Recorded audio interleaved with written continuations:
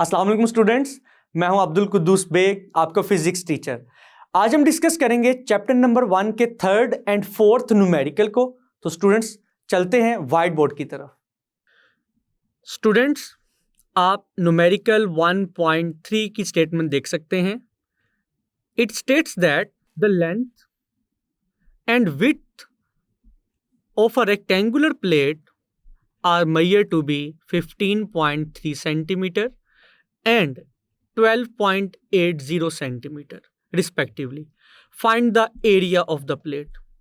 तो students, statement को read करने के बाद हमें ये मालूम हुआ कि स्टेटमेंट में एक रेक्टेंगुलर प्लेट की लेंथ एंड विड्थ गिवन है, जिनकी वैल्यूज हैं 15.3 सेंटीमीटर एंड 12.80 सेंटीमीटर।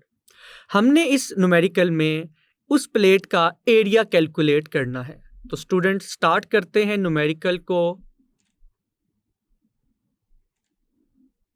डेटा से। तो स्टूडेंट्स, जैसा कि अभी हमने स्टेटमेंट को रीड किया, it is mentioned in the statement that the length of the rectangular plate is 15.3 centimeter. The width of the plate is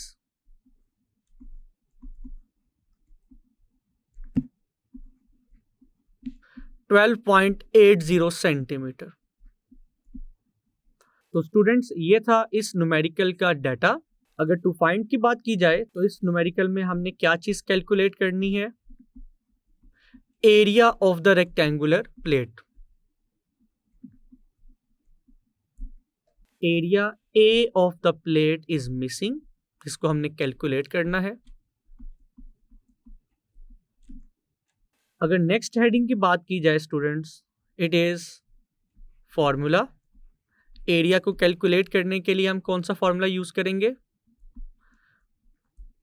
तो स्टूडेंट्स, रेक्टेंगुलर प्लेट का एरिया होगा length multiply by width. It is our equation 1.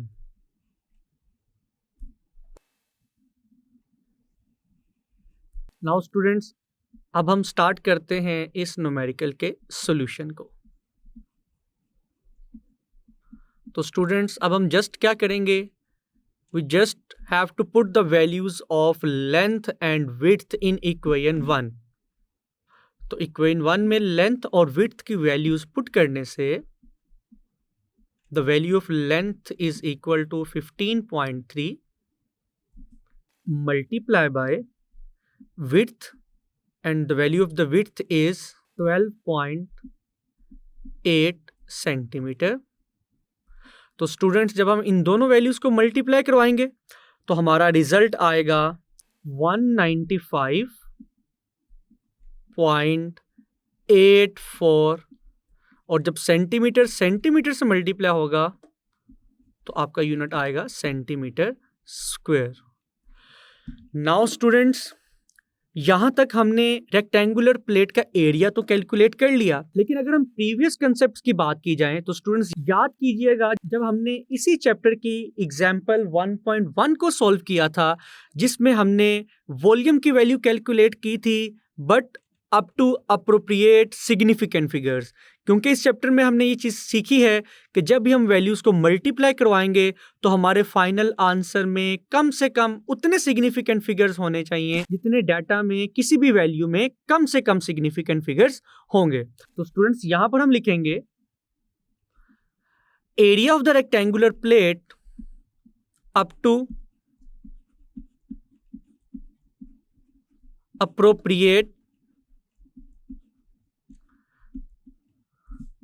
number of significant figures.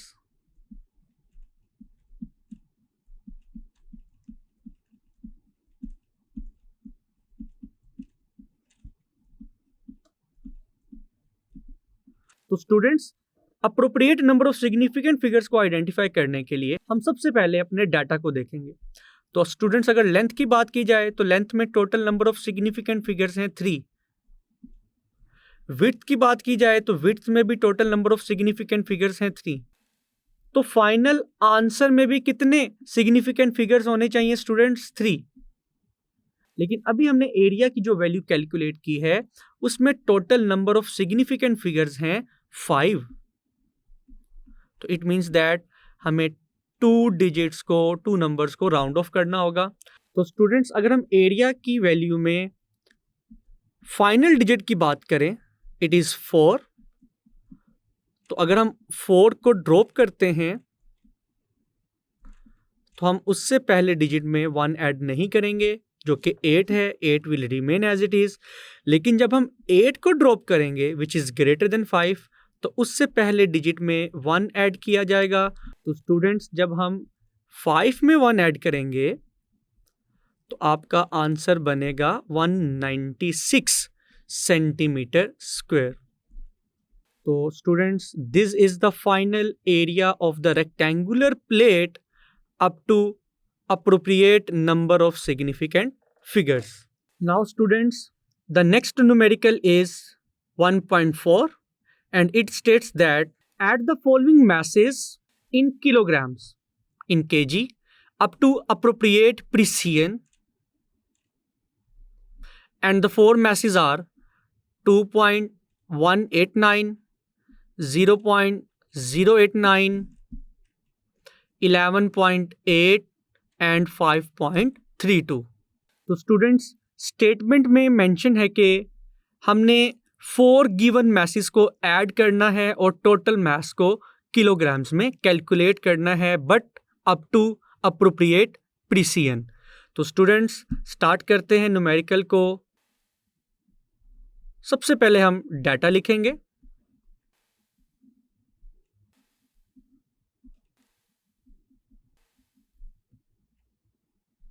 तो students अगर data की बात की जाए, it is mentioned in the statement that there are total 4 message.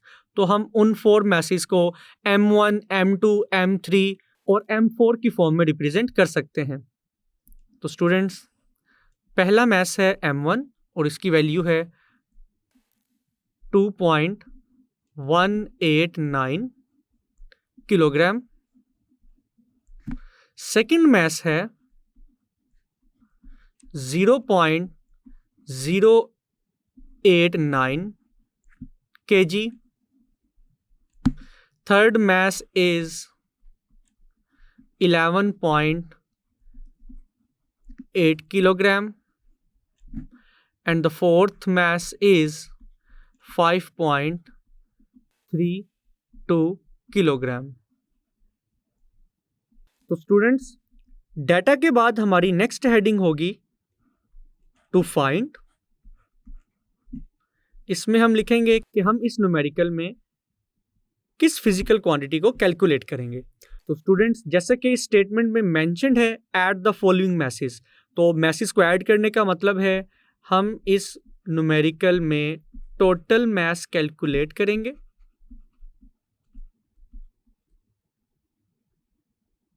And it is equal to MT। T represent करेगा total mass को।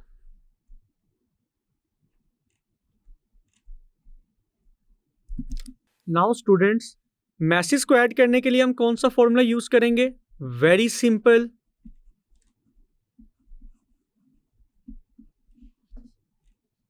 Total mass will be equal to the sum of all the 4 given masses and it can be represented as M1 plus M2 plus M3 plus M4। और students हम इस formula को equation 1 का नाम दे सकते हैं। अब हमने क्या करना है, अब हम स्टूडेंट्स इस न्यूमेरिकल को सॉल्व करते हैं और सॉल्यूशन के लिए स्टूडेंट्स हम क्या करेंगे, mess M1, M2, M3, M4 की वैल्यूज को इक्वेशन 1 में पुट करेंगे। तो after putting the values of all the message, तो इक्वेशन 1 में वैल्यूज आने से इक्वेशन 1 किस तरह से चेंज होगी, 2.189, it is the first mass. Second mass is 0.089. Third mass is 11.8 and the fourth mass is 5.32. तो स्टूडेंट्स अगर हम इन तमाम मैसेज को ऐड करें तो हमारा फाइनल रिजल्ट आएगा 19.398 किलोग्राम। नाउ स्टूडेंट्स हमने मैसेज को ऐड तो कर लिया, लेकिन अगर हम स्टेटमेंट को दोबारा रीड करें, calculate the mass, it is mentioned that at the following message given in KG given in kilograms up to appropriate precision. तो students up to appropriate precision का मतलब क्या है? तो अगेन अगर मैं प्रीवियस लेक्चर्स का रेफरेंस दूं तो जब हमने इसी चैप्टर की एग्जाम्पल 1.2 को सॉल्व किया था और उस एग्जाम्पल में भी ये चीज़ मेंशन थी कि हमने अपने फाइनल आंसर को अप्रोप्रिएट प्रिसिजन में लिखना है। तो स्टूडेंट्स अप्रोप्रिएट प्रिसिजन का मतलब क्या है कि आपके फाइनल आंसर में कम से कम उतने डेसिमल प्लेसेस होने चाहिए जितने डाटा में कम से कम डेसिमल प्लेसेस होंगे। फॉर एग्जाम्पल अगर आंसर की बात की जाए तो आप देख सकते हैं there are total 3 decimal places, लेकिन अगर डाटा की बात की जाए M1 में total number of decimal places कितने हैं? 3। M2 में नंबर ऑफ डेसिमल प्लेसेस हैं अगेन 3। M3 में नंबर ऑफ डेसिमल प्लेसेस हैं 1 और M4 में नंबर ऑफ डेसिमल प्लेसेस हैं 2। तो स्टूडेंट्स डाटा में कम से कम नंबर ऑफ डेसिमल प्लेसेस हैं 1, तो हमारे आंसर में भी कम से कम डेसिमल प्लेसेस 1 होने चाहिए, तो जिसके लिए हमें नंबर्स को राउंड ऑफ करना होगा। तो स्टूडेंट्स अगर हम 8 को राउंड ऑफ करते हैं विच इज़ ग्रेटर देन 5, तो इससे पहले डिजिट में हम 1 ऐड करेंगे जो कि 9 है। तो स्टूडेंट्स 9 में 1 ऐड करने से ये 10 बनेगा। तो आपको मालूम है जब हम वैल्यूज़ को ऐड करते हैं तो 10 का 0 लिखना होगा, उसका 1 उससे नेक्स्ट डिजिट में ऐड होगा, इट बिकम्स 4। तो स्टूडेंट्स आपका आंसर बनेगा 19.40 किलोग्राम्स। लेकिन अभी भी डेसिमल के बाद 2 डिजिट्स हैं, तो अगेन अगर हम 0 को ड्रॉप करते हैं विच इज़ लेस देन 5, तो हम इससे पहले 4 में 1 ऐड नहीं करेंगे। तो स्टूडेंट्स फाइनल आंसर आपका आएगा 19.4 kilogram. This is the total mass and students this is the mass up to appropriate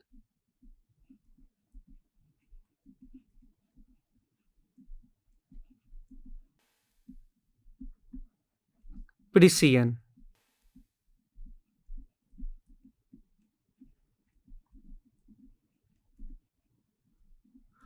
तो स्टूडेंट्स ये था न्यूमेरिकल 4 का सॉल्यूशन, जिसमें हमने टोटल मैस को कैलकुलेट किया बाय एडिंग 4 मैसेज।